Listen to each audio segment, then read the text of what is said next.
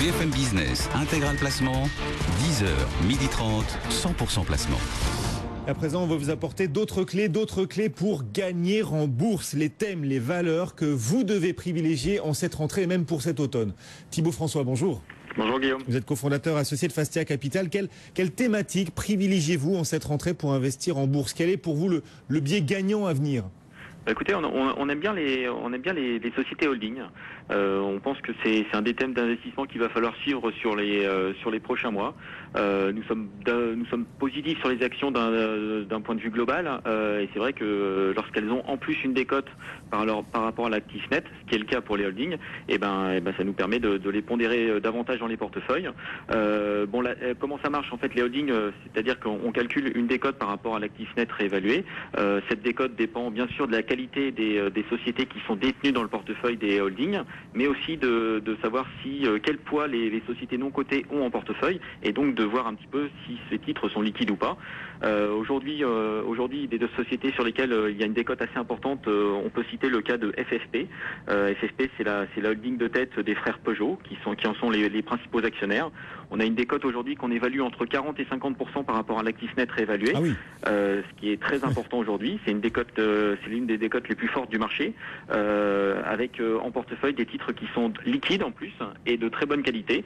On a bien sûr une participation dans Peugeot, mais aussi on a une participation dans Orpea, dans Zodiac, dans Lizzie, dans Seb, dans Ipsos, donc des entreprises de qualité avec une décote de 40 à 50%. Donc ça, c'est plutôt, je pense que c'est plutôt un dossier sur lequel on peut investir dans les prochains mois. FFP. Exactement. Et nous sommes aussi positifs sur des dossiers comme Altamir et Wendel. La décote est certes un petit peu moindre, on est autour de 30% par rapport à l'actif net réévalué. Par contre, on pense que ça va se résorber au fil du temps.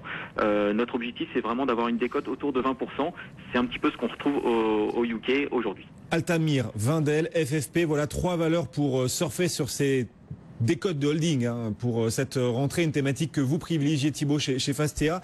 Quelle autre thématique privilégiez-vous? On a eu la semaine dernière des annonces fortes de la BCE. Du coup, est-ce que ça doit nous pousser à changer notre fusil d'épaule, à adapter notre stratégie boursière?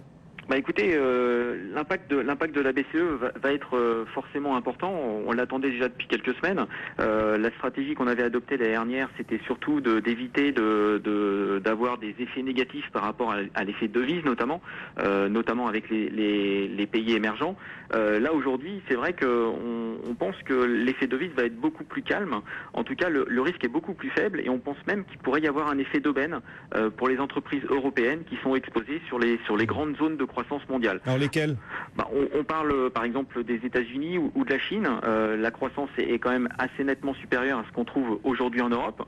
Donc effectivement, on pense qu'il va y avoir des effets d'aubaine donc sur ces entreprises qui sont assez majoritairement investies aux États-Unis ou dans les pays émergents tels la Chine ou même à degré moindre le Brésil. Un ou deux noms à nous proposer très concrets, Thibaut? Écoutez, aujourd'hui on est positif sur des titres comme Saint-Gobain qui a en plus corrigé assez fortement ces dernières semaines. Donc Saint-Gobain, on pense qu'en fonds de portefeuille, c'est tout à fait des titres qu'il faut rentrer aujourd'hui.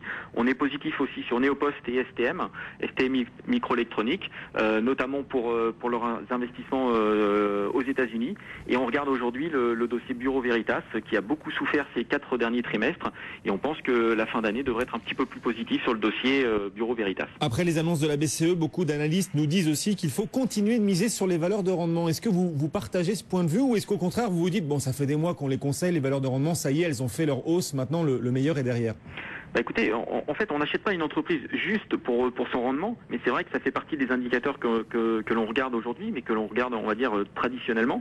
On regarde surtout sur les dividendes qui donnent une bonne visibilité, une bonne régularité du rendement. C'est vrai que ça fait partie des dossiers qu'on regarde forcément. On aime bien des dossiers comme Vivendi et Canal+, qui offrent des rendements entre 4 et 5% de façon pérenne. On pourrait même avoir un dividende exceptionnel sur le dossier Vivendi, donc ça fait partie des dossiers qu'on aime bien sur les prochains mois. On aime bien aussi pour leur excellente visibilité des dossiers comme Neopost ou EDF. Ils offrent des rendements au-delà de 5%, donc ce qui est plutôt intéressant sur le marché actuel. Et surtout, ils offrent une grande visibilité, à mon avis, sur les prochains mois. Je vous ai pas entendu parler d'Orange, pourtant classé dans les valeurs de rendement. Orange, vous n'y croyez pas parce qu'il n'y aura pas de consolidation du secteur en France? Si, on aime bien le dossier Orange. On pense que c'est d'ailleurs le dossier à privilégier dans le secteur. C'est vrai que j'aurais pu citer Orange dans les valeurs de rendement. Sachant qu'on a un petit peu moins de visibilité, à mon avis, sur le dividende après 2015. Dernier mot sur le secteur bancaire. Est-ce que pour vous, le secteur bancaire sera en vedette, en tête de gondole cet automne, ou au contraire, le meilleur est derrière? Il va y avoir les stress tests, notamment le résultat des stress tests le mois prochain, et ça vous incite à la prudence? Globalement, on pense que les banques ont fait leur parcours. On pense qu'elles commencent à être bien valorisées, en tout cas valorisées normalement, bien plus normalement qu'en 2010-2011. Donc c'est vrai qu'on pense que le parcours a déjà été fait sur le secteur bancaire. On est davantage positif sur le secteur de l'assurance. Effectivement, le QE de la Fed va prendre fin, on va dire en octobre. La BCE ne va pas forcément relever, la Fed va pas forcément relever ses taux fin d'année 2014, peut-être même en 2015. En tout cas, je pense qu'une hausse des taux futurs, même aux États-Unis, devrait privilégier le secteur de l'assurance.